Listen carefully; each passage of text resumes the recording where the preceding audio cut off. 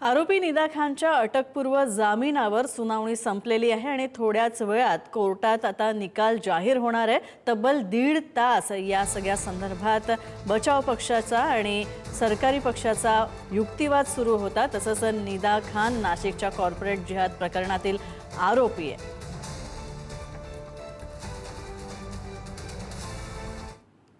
नाशिकच्या TCS कंपनीत महिला आयोगाच्या पथकाची झाडाझडती सुरू आहे। अत्याचार, विनयभंग आणि धर्मांतराचा प्रयत्न प्रकरणाची सखोल तपासणी केली जाते या पथकामार्फत। तसंच कंपनीतील कॅन्टीन, वेटिंग रूम आणि कामाच्या विभागांची पाहणी सुरू करण्यात आलेली आहे। सुरक्षा रक्षक, व्यवस्थापन अधिकाऱ्यांचे जबाब सुद्धा नोंदवले जात आहेत। पीडित महिलांकडून घटना, दबाव आणि धमक्या संदर्भात माहिती सुद्धा महिला आयोगाच्या पथकाने घेतलेली आहे आणि लवकरच महिला आयोगाचे हे पथक या सगळ्यावरनं सविस्तर अहवाल तयार करणार आहे आणि सादर करणार आहे।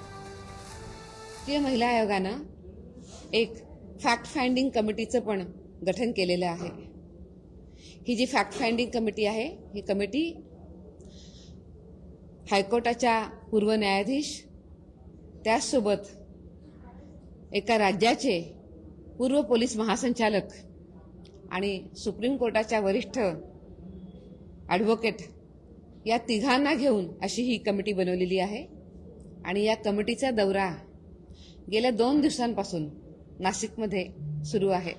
परवा आणि काल अशी 2 दिवस कमिटी नाशिकमध्ये होती आणि या कमिटीनं पोलिसांशी चर्चा केलेली आहे की त्यांनी काय काय तपास केला आहे। त्याच पद्धतीनं पीडितांशी पण त्यांनी संवाद साधण्याचा प्रयत्न केलेला आहे। पीडितांच्या ज्या नातेवाईक आहेत त्यांच्याशी बोलण्याचा प्रयत्न केलेला आहे।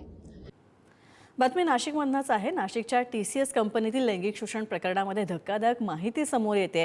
कॅन्सरग्रस्त पित्याच्या उपचारांसाठी पीडित तरुणीनं कॉर्पोरेट जिहाद सोसला अशी माहिती मिळते। तर औषधांसाठी पैशांची गरज होती आणि त्यामुळे पीडितेनं मानसिक छळ सहन केल्याची माहिती समोर येते। कुटुंबाची जबाबदारी या तरुणीवर होती आणि त्यामुळे नोकरीसाठी धर्मांतरणाच्या छुपा एजंटेला ही तरुणी बळी पडली। तसंच राष्ट्रीय महिला आयोगानं या पीडितेची भीती सुद्धा जाणून घेतलेली आहे।